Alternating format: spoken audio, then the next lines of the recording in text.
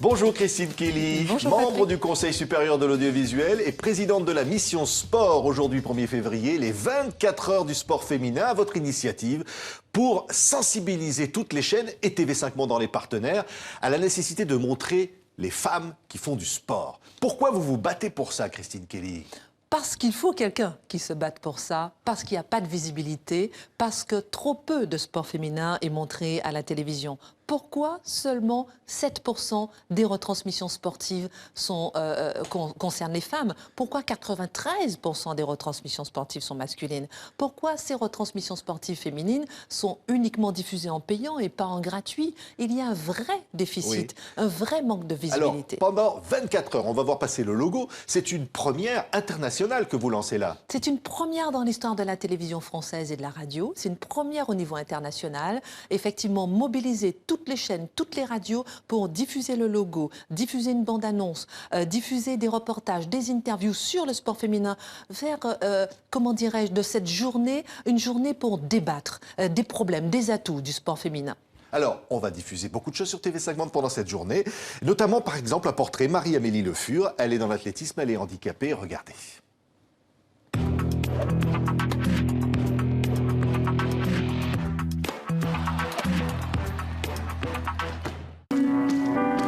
L'accident a eu lieu le 31 mars 2004. Donc moi, je circulais en scooter et une voiture m'a coupé la route. Et suite aux blessures engendrées par cet accident, j'ai dû être amputée d'une jambe sous le genou. Un mois après l'accident, je remarchais.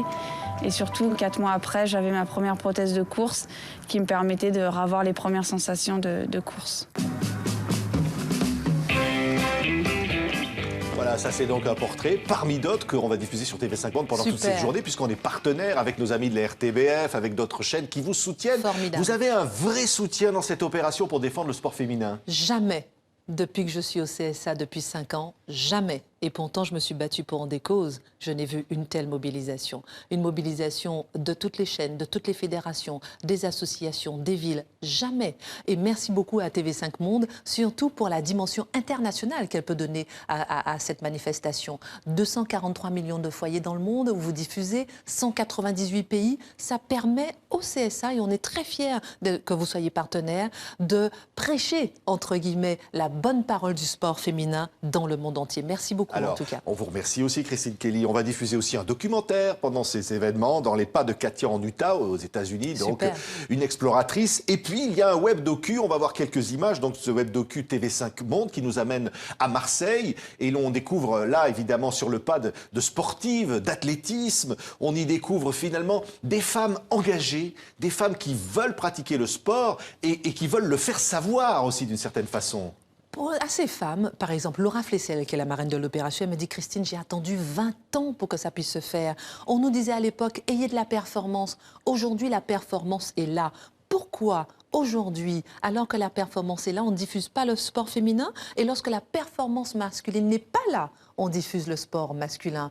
Aujourd'hui, les femmes sont meilleures que les hommes en football. Elles ont gagné la Ligue des Champions. Les femmes sont meilleures que les hommes en basket. Elles ont gagné 2 fois au niveau européen alors que les garçons viennent de gagner. Et pourquoi est-ce qu'on n'en parle pas suffisamment? Voilà où le bas blesse, voilà où il faut agir et voilà où je demande aux chaînes et aux télévisions de se mobiliser pour parler du sport féminin. On voit ici donc encore des images de ce web docu. On est dans l'escrime. Les femmes sont très présentes dans l'escrime, dans la natation, vous le dites dans le football, plutôt mais quand même dans des sports individuels. Très intéressant comme remarque, la différence entre sport individuel et sport collectif. Pourquoi est-ce qu'on connaît bien une Christine Aron, une Laure Manodou, justement une Laura Flessel? Elles sont des sports individuels. Et les sports individuels sont diffusés avec le masculin et le féminin. Et pourtant, les sports collectifs ont moins de visibilité, souffrent plus parce que, par exemple, les filles du PSG n'ont pas le droit de jouer sur la pelouse du PSG. Elles sont du Parc des Princes, elles sont à Charletti. Parce que le volleyball ne peut pas jouer avec les garçons, les handball ne jouent pas, les filles ne jouent pas non plus avec les garçons. Donc, je demande aux fédérations et aux ligues de réfléchir à la possibilité de diffuser un peu en même temps, de rapprocher justement les sports collectifs garçons-filles pour pouvoir donner un peu plus de visibilité. Je sais que c'est pas facile, mais c'est une piste de réflexion. Oui, on voit ici une image de natation. On avait le visage visage de Laura Flessel à l'instant. Absolument. Nelson Montfort qui est votre parrain dans cette opération. Mais pourquoi vous n'imposez pas finalement les choses, Christine Kelly? Pourquoi vous ne dites pas aux télévisions, allez, 50-50, autant de sport féminin que de sport masculin à la télévision? Parce que ça peut être contre-productif. Déjà, à la base, je ne suis pas pour les quotas. Je préfère convaincre au lieu de contraindre. Je préfère inciter au lieu d'obliger. Et lorsqu'on va demander, obliger à une chaîne de diffuser, par exemple, un match de football, PSG, par exemple, il y a PSG ou El Juvisy qui sont très bien au niveau du football féminin, et avec une autre équipe qui n'est pas bien, elles vont faire 12-0. Est-ce que ça intéresse le téléspectateur? Le téléspectateur, il veut voir de la performance, il ne veut pas voir des matchs à 12-0. Donc il faut qu'il y ait la performance. Elle est là pour certains clubs, pas partout. Donc les clubs ont un travail à faire.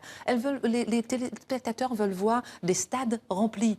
Les stades ne sont pas toujours remplis. Est-ce que c'est la faute des chaînes? Non. Elle veut voir aussi un terrain bien éclairé. Est-ce que c'est la faute des chaînes? Non. Je ne vais pas obliger une chaîne à diffuser un match de football si le stade n'est pas bien éclairé, ou un match de volleyball si justement la salle n'est pas bien éclairée, ce n'est pas une belle salle. Donc il faut que tout le monde agisse en même temps pour pouvoir faire avancer la cause du sport féminin. Alors, au lancement, par vous, Christine Kelly, de cette belle opération 24 heures du sport féminin, il y avait évidemment la ministre des Sports, il y avait aussi la ministre de Défense des droits des femmes, Najat Vallaud-Belkacem. C'est une façon de défendre les droits des femmes, de défendre finalement les femmes dans le sport, à la télévision.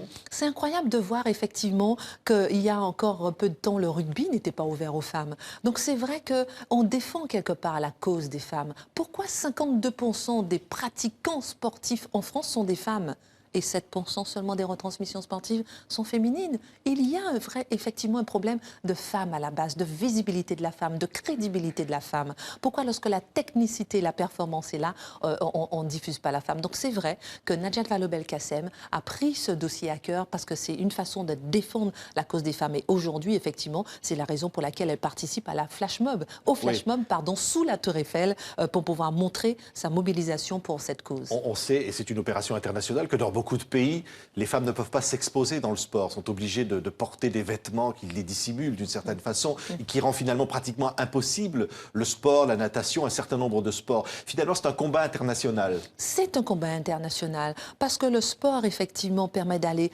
au-delà parfois des religions, permet d'aller au-delà des frontières, permet de rapprocher les peuples, de rapprocher les gens, de rapprocher les banlieues avec la ville, de rapprocher ceux qui ne se parlent pas en général. Le sport, c'est vraiment un enjeu de société au niveau national. Et ce que je veux démontrer à travers cette journée des 24 heures, c'est qu'au lieu de critiquer les chaînes, de dire mais les chaînes ne font rien, mais voilà, de démontrer que les chaînes sont capables de s'unir pour faire une démonstration de force et faire bouger les lignes dans la société. Merci Christine Kelly et TV5 Monde est fiers de soutenir les 24 heures du sport féminin aujourd'hui.